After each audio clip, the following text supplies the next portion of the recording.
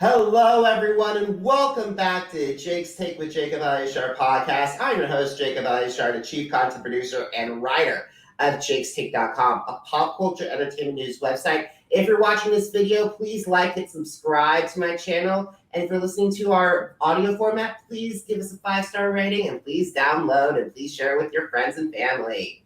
All right, I have a fantastic EDM artist with me today, all the way in Los Angeles. She is one incredible artist who's been on this Electric Daisy Carnival, Coachella, and Tomorrowland stages. She has a ton of great music out, so please help me welcome Dovley to the show. Hey, what's going on? Nice to be here. Thanks for having me. You're so welcome, Dovley. It's so nice to meet you, and thank you so much for taking time out of your schedule to be here today. Yeah, of course. It's my pleasure. All right, let's get started. So when did you get interested in music, and how did that passion evolve into the desire to pursue a career in the recording industry? Awesome. Well, I actually got into music at a very, very young age. There's actually videos of me when I was like 3 years old singing karaoke with my mom. And I first started as a musician. I started playing piano when I was about 4 years old. And I always just kind of wrote music and played piano. And then I got really passionate about doing music production when I was about 11. So I started learning how to do production as well, and mixing and engineering. Growing up in Boston, I didn't know that there were like artists and there were music producers. I just thought that if you wanted to sing and you wanted to create music, you had to make it yourself. I didn't realize there were two separate people. So I always just kind of was really involved in producing and making the music as well as performing on it as well. Does that answer the question? That perfectly answers the question. Okay, cool. So who are some of your biggest musical influences, and how do they inspire your sound? Yes, well, I would say as a vocalist, I grew up listening, to Whitney Houston, Mariah Carey were like my favorite. I always loved Elton John.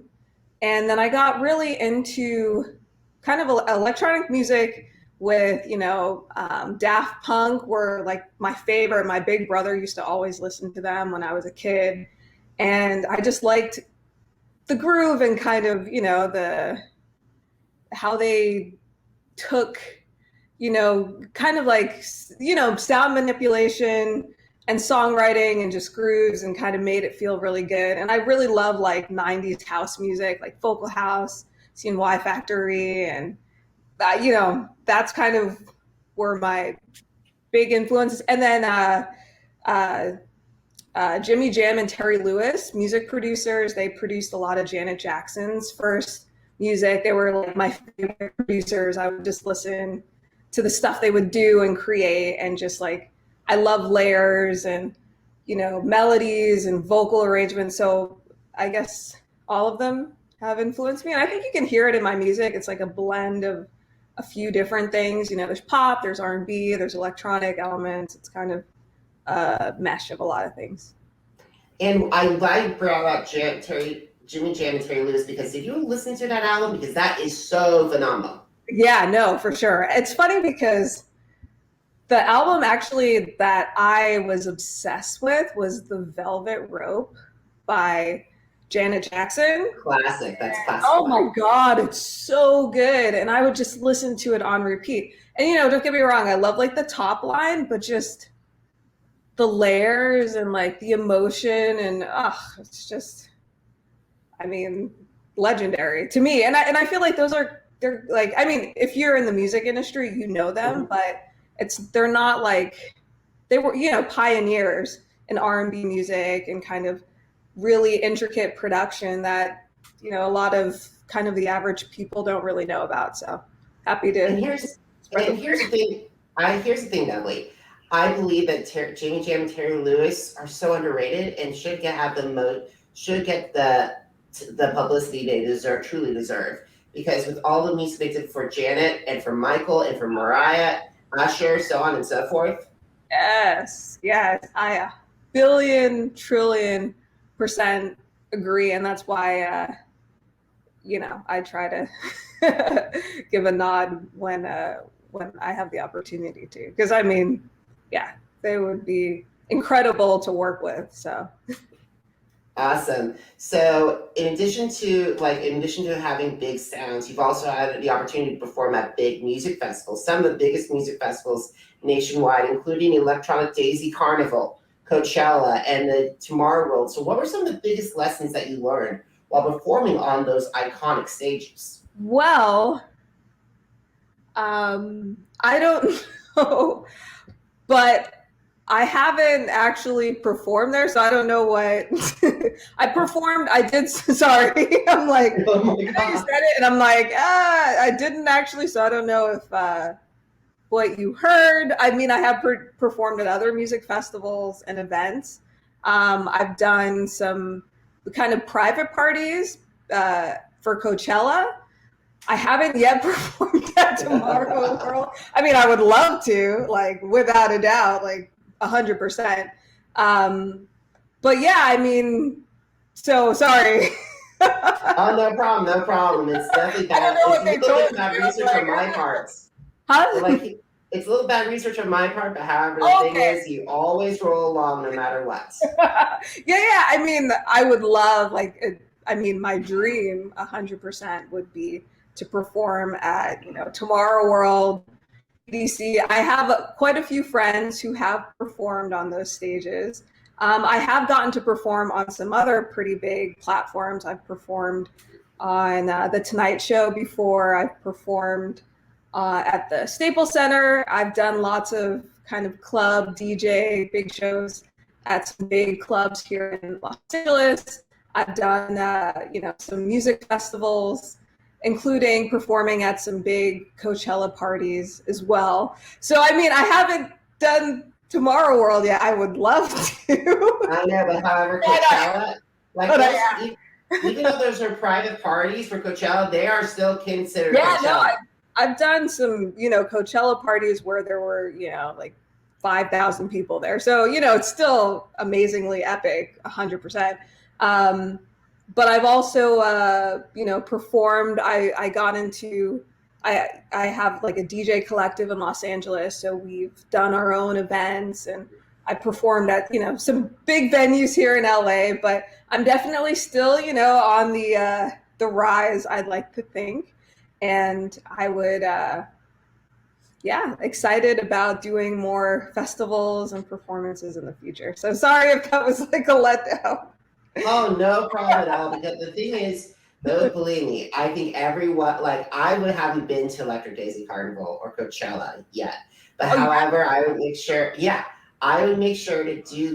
go to Coachella.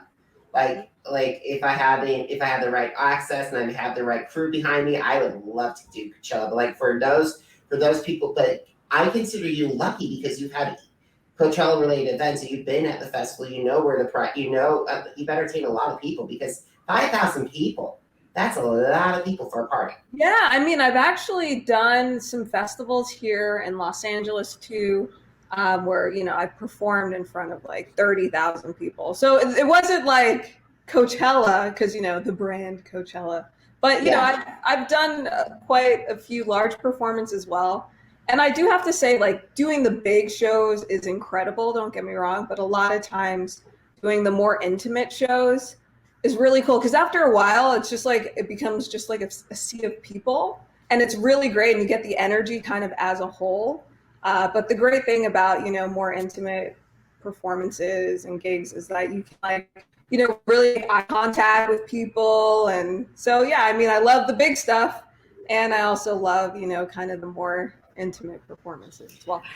And I don't know if you know, but I also produced my own music festival. So maybe that's also where you heard that. For in all honesty, I gotta say, I give kudos to you for producing your own music festival, because that is a whole lot of responsibility from venues and artists and contracts and every week, everyone do. So kudos to you for actually doing that. So what can you describe that to my audience? Yeah, sure. So the first festival I did is called Dove Fest. And it's just a collaboration of lots of other great artists that I've met over the years here in Los Angeles. And it's funny because it actually spun into a TV series, which I've recently shot the pilot for, Oh, wow. called Festival Season, and it's a comedy about music festivals. So, I have music with Dovley, and then we're also doing a TV series around being a musician, artist that also like produces festivals. So it's kind of like inspired by true events, comedy, satire. Yeah. So. The thing is, we rarely see it because when we think of musicians, I think of my mind immediately goes to Nashville, it goes to Empire, it goes to Glee. Those are the stuff like music shows, but I don't think we've had a TV show yet about festivals. No, there hasn't been any, and that's why I was like, hey, look, my experience kind of being, a young woman that's like, hey, I love music, I love performing, I love music festivals. Why don't you combine it? And the thing that's really interesting is a lot of the big festivals are actually started by artists. EDC, Pasquale Rotella, he's also a DJ. You have Hard, Destructo, who's also a DJ. So a lot of artists, end up producing these things as well. So that's like kind of my side. Like I'm very, I'm also, doing music, and I love just collaborating with other artists, and, that's kind of what a festival is. Yeah.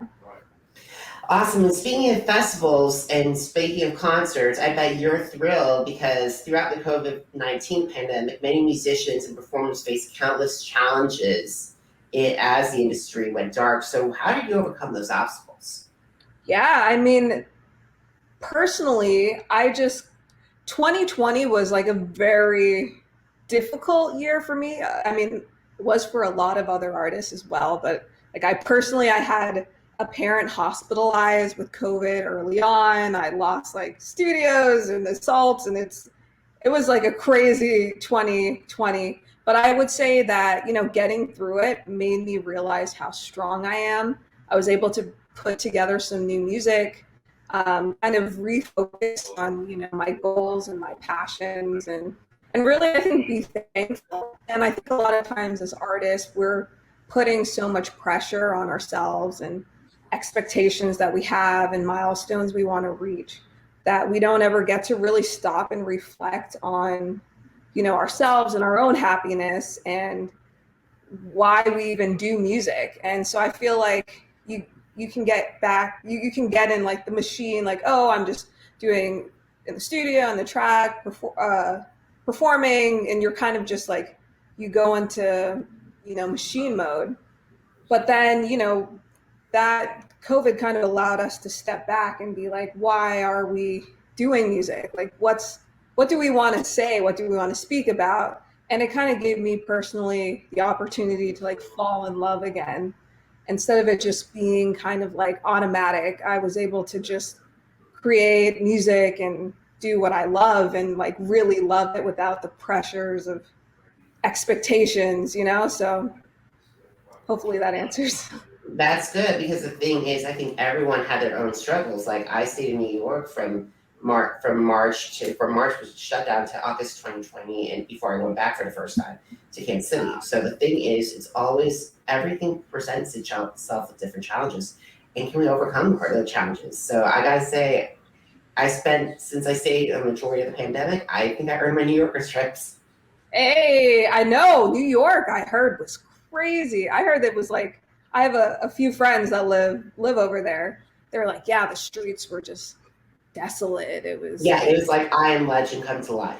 Yeah, that's crazy to think, because when I think about like Manhattan or something, I think of just like packed streets. And the thing that I love about New York is that, it'll be raining or snowing and the streets are still packed. It's like that energy versus here in LA, when it rains like a little bit, no one does anything. But New York's just that energy, so I couldn't even imagine what it would be like. The thing is, we all did our parts. We all stayed safe. It was sad to see. I'm glad before I left the city. And moved permanently.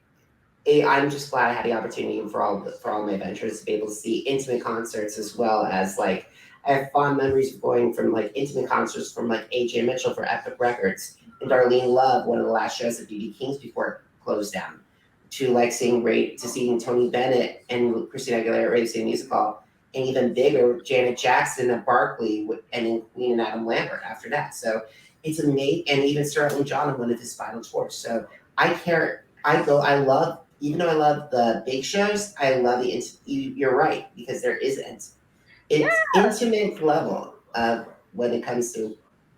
And I feel like, during COVID, the performances that you were still able to do as an artist were these live stream performances. And, typically at a concert, you're kind of like, you're so far away from the artist, but all these performances, all these live stream concerts were really like intimate performances, and I think it kind of gave people the opportunity to really get to see the artists they love up close. And and like I said, to me as an artist, it's like COVID was not the glamorous time as an artist. It was kind of like, hey, you're going to stream because you love it. You're not going to make like a lot of money. Like when you go on tour, you're performing. So it's really like you're doing something for your fans, and that's, and so it's like you do what you love. And I feel like it's helped a lot of artists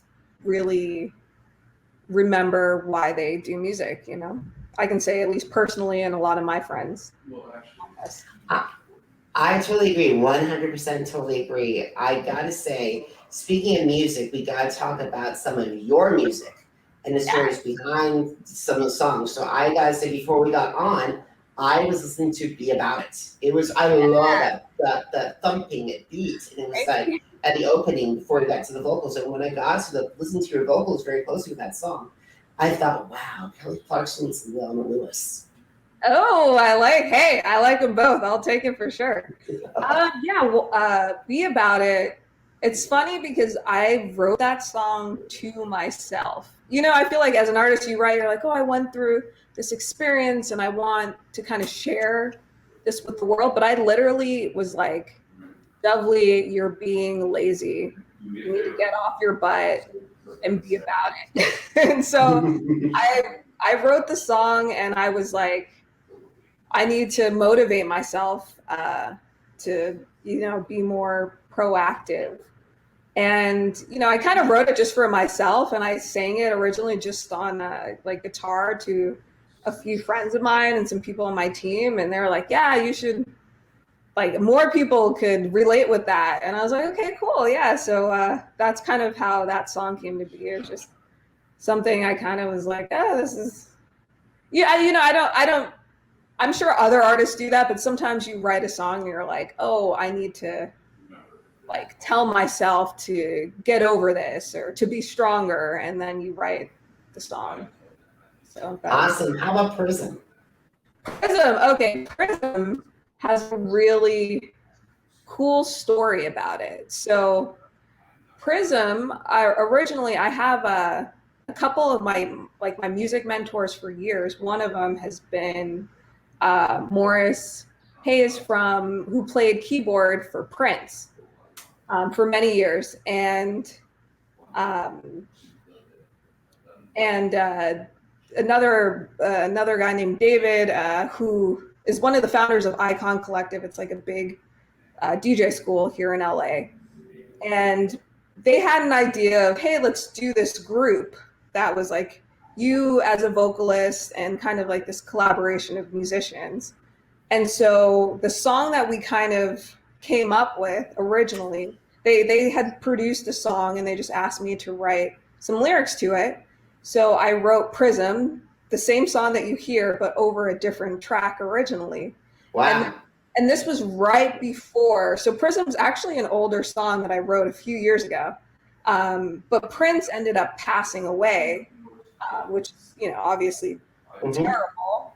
And Morris kind of had to take a step back, and he was doing some tribute performances and stuff like that. So the song just kind of sat for a little while. And, I was going through a catalog of music, and that I came across that song and I was playing it for some friends. I was like, yeah, it kind of sucks we never did anything with it. and they're like, oh, it's such a cool song. So I spoke to them. I was like, hey, would you guys mind if I took the lyrics and like I produced something else, like a remix to that song and put it out? And they're like, yeah, no problem. So that was Prism. I started with kind of the a cappella that I wrote to like a different track, and then I ended up producing Prism as like a remix to an original song. And yeah, that's how that song came to be. So it was, I remixed my own song, kind of. Yeah, and to have something that's involved with Morris, who's big, and it's Morris Day, correct? Not Morris Hayes, Morris Day. No, Morris Hayes. So Morris Hayes, it was the keyboardist for Prince for 15 years, actually probably longer, probably like 16 years. He was one of my music mentors. I've had a few mentors throughout my career as a musician, from Morris to George Brown from Kool and the Gang, John Barnes, who was a producer for Michael Jackson. So just people I've met over the years that were like, hey, you're a great musician and producer, and like, let me show you some stuff. And I'm like, yeah, teach me. And all of them were connected through the biggest things. Like Michael, Prince, Kool and the Gang, all of them have created impeccable. Yeah, so I can say I'm definitely blessed to have gotten the chance to, work with a lot of the producers and writers behind some of the biggest artists. And that's the thing that a lot of people might not know about, is that, behind these epic songs and these great artists, there's like a team of people that like kind of help to create the whole image. And it's cool seeing all those pieces, and learning from them too. Absolutely. I'll make sure that every time I do an interview, I always credit the authors, the song artists, the producers, because they deserve enough. They don't get enough credits. This is true. They do not. And that's why, like I said, Jimmy Jam, Terry Lewis, if you know, you know. Morris Hayes, if you know, you know. George Brown, if you know, you know. So, and John Barnes. Yeah. So, I mean, I've had other mentors as well, but yeah, I feel like as an artist, kind of your goal is to be around people that inspire you and encourage you. So, yeah. Awesome. We gotta talk about Wanderlust, your latest hit with Miracle. And you said that this song was slaying around. Yeah, well, this song was actually something that we wrote like right before COVID. And the goal originally was like, oh, this is like a summer song. We could put it out in 2020. And yeah, that didn't happen. But we put it out now. And Miku, who's the artist featured on it, it's kind of, I mean, I don't know if I say featured because it's like a duet. So it's more of a collaboration than like he's featured on the song. It's like, we wrote the song together, which was really fun because usually I'm sitting writing by myself, which is fun. Kind of like, if you know me, I love to like get in my zone and just write and create. But with Miku, it was great. We got together and we've been talking about doing a collaboration for a while. And I was playing piano. I played some chords, and then he started singing a melody to the verse, which is what's on the song.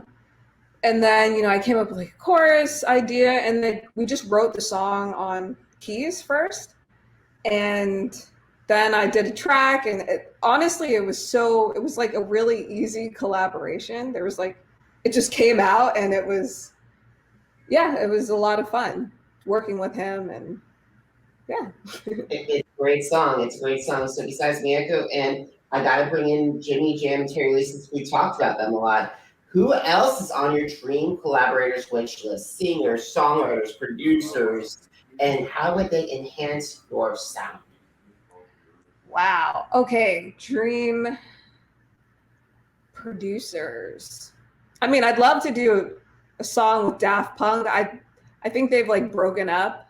Which is sad, which is really sad. Yeah, but I don't know. You always hear bands break up, like Swedish House Mafia is like, we broke up, final farewell tour, and like they're putting out a track together now. So I don't know. But Daft Punk would be incredible. Similarly, let me think. I mean, I love Calvin Harris too. I'd love to do like a collab with him. I think he just put out a new album too, like a month ago. Really like would we say like producers, artists?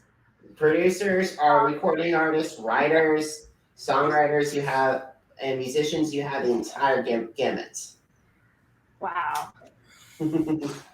Oh my gosh. I'm like, okay, yeah, so I would definitely say Jimmy Jam, Terry Lewis. I would say similarly like Teddy Riley or Pharrell. Pharrell actually would be amazing to collab with. Oh yeah. Yeah. Guitar. I don't know. There's like, I'm just gonna stick with them for now. And but you picked some really good ones. I could see Pharrell. Like I love Pharrell when he did Freedom and then Happy, and then of course Get Lucky, one of the greatest songs of the 2010s. Oh yeah, definitely. I mean, yeah, I'm pretty open to. I feel like as an artist, if you come in with like mutual respect, you're able to collaborate and come up with anything. Really, I've done, collaborations with like pop artists and hip hop artists and rock artists and folk or house DJs. Like I feel like you just come in kind of with mutual respect and you guys just want to create something great and you're usually able to. Yeah, I'm looking at Old Town Road because that was a really out of left field and just transformed into one of the biggest songs of 2020 and maybe 2019 too. Exactly. So I think kind of the ability to cross over is key. Yeah. Sorry. Awesome. I hope that answered your question. That's good. Don't worry about it. So we gotta start winding down our conversation. So what are some of your favorite social media platforms and why? Yes. I would say my favorite platform to use would probably be Instagram, which I guess is similar to most people. Mm-hmm. I like the fact that you're able to, post regularly. By the way, you guys can follow me on Instagram. It's Dovley Music, Dovley Music. But I love that you can kind of share your day-to-day life as well as, share videos and short form, long form. And just, the ability to kind of stay in touch and kind of see what everyone's doing and you're able to communicate and, reach out to anyone, anywhere in the world. TikTok's great too. I'm not going to lie. I'm not like the biggest TikToker, but not like because I wouldn't. I just feel like there's so many. And that's the other thing as an artist. There's so many platforms. It's like, oh my gosh.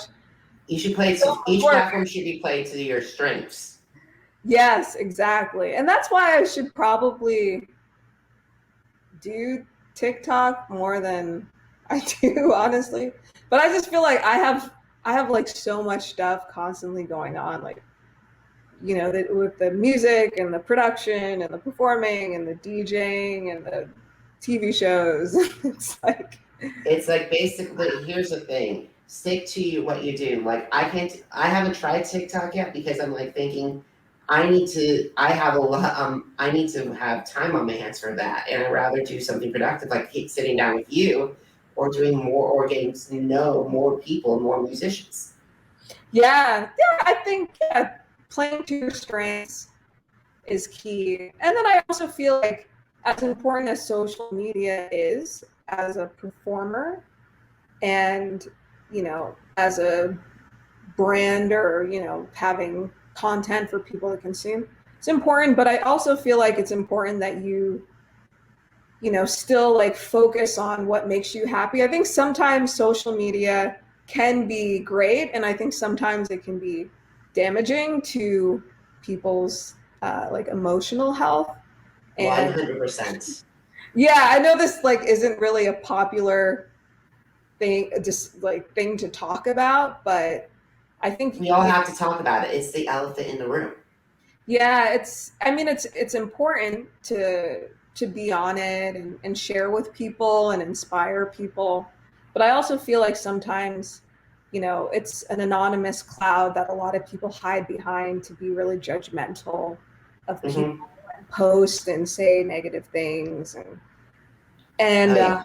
and it can be like, to me it's one of those balances where it's important to be involved and be out there as an artist, but it's also important to kind of step back and do what makes you happy without worrying too much about what other people think. And also, guys, remember, the grass is green. Just because the grass is green on the other side doesn't mean they're going through the same thing. And like, I always look at those emojis of the iceberg.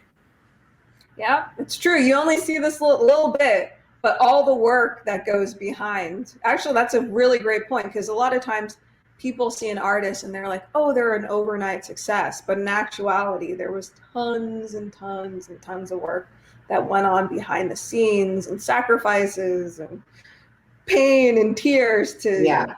get that image that you see. And to me, that's actually also the great thing about social media, because now we're able to see artists as multidimensional people, which all artists are. We cry and we're happy and we feel insecure and confident just like anyone else. And I think social media gives people that opportunity to see behind the curtain and see what artists are really going through, such as like right now with Britney Spears. Oh my God, yes. That is just, I just hope she gets free of all of this drama, because the thing is, I've been a fan of Britney since Baby One More Time was released. So we literally grew up with her, and I'm like, seeing all this go down is just. Yeah, it is. But to me, it's kind of like, social media is, like we were saying, it's positive, because it's like, now we know her side. It's not like, oh, the publicist is only going to let out this part of the story, or we're not going to share, now she's able to go and say, hey, look, this is messed up, what I've been going through. And people get to hear her side and see, behind the curtain. And I think it gives artists the opportunity to connect more with fans. So there's definitely plenty of positives to it as well. 100%. So one of my second to last questions I have for you: if you had the opportunity to meet with with a recording artist who also has entrepreneurial endeavors, what advice would you share with them? Oh, for if I met someone Yeah. who's, oh, okay. I was going to be like, I'd want to meet with J-Lo. I mean, yeah. But if there's like a new artist getting in, I would say the first thing is to believe in yourself and understand that no one is going to work as hard as you are going to work for yourself. And to lead, because as an artist now, you have to be a leader and like be leading the charge for your career. So it's important to believe in yourself, be confident, but still humble and very appreciative, because it's a blessing to be able to wake up and do the things you love. And you have to be thankful for all the people that help you along the way. And that's why you have to work very hard. So if you want your management team or your label or your agent to work hard, you have to show up and do the work too, and inspire them to be like, wow, she really wants this, or he really wants this. I'm going to make sure I put in the work too. So, and I would just say, be creative, and there's, any opportunity you can take it. as long as you don't, you're not compromising yourself. So know what your limits are and who you are, and never compromise that, as well. Absolutely, Dovley. So where can my audience find your music, number one, and also connect with you? Yeah, I mean, you guys can find me on dovley.com. It's Dovley.com. And all my social media platforms are Dovley Music. And was that the answer? Oh, and your music where's your music? Oh yeah, you can hear my music on every platform: Spotify, Apple Music, Amazon, Deezer, Beatport, everywhere. So, and I have a song called Everywhere. Yeah, your music, I think it's more, yes, as much as social's important, your music's a little more important. Yeah, I'd like to think so. I want to be an artist where it's just kind of like the music tells the story, and yeah. Alrighty, so I gotta do some plugs. So if you missed an episode of the Jake's Take with Jacob Elyachar podcast, our episodes are on Apple Podcasts, Deezer, Google Podcasts, Spotify, and Spreaker. Just type in Jake's Take with Jacob Elyachar, JACOBELYACHAR. Once again, JACOBELYACHAR. And are you on social media? Because I'm on social media too. Head to Facebook, Instagram, Twitter, and YouTube. Jacob Elyachar, JACOBELYACHAR. Dovley, Jake's Take is celebrating its 10th anniversary. The entire brand. Congratulations. Thank you so much. So Jakes-Take.com is a place where everything started. Without that thing, I would not be podcasting. I would not be having conversations with Dovley. I wouldn't even be doing what I do. So Jakes-Take.com is the place where you check out music reviews, articles, and more interviews. And guys, if you're financially able to, please head to PayPal to help keep Jakes-Take.com and my platform up and running. If you can't, please subscribe and share and listen and download everything, because that will help me out tremendously. Dovley, thank you so much for taking time in your schedule to talk to me today. I really, really appreciate it. Thank you for having me. Great times. All right, guys, until next time, thank you so much for watching, and thank you so much for listening.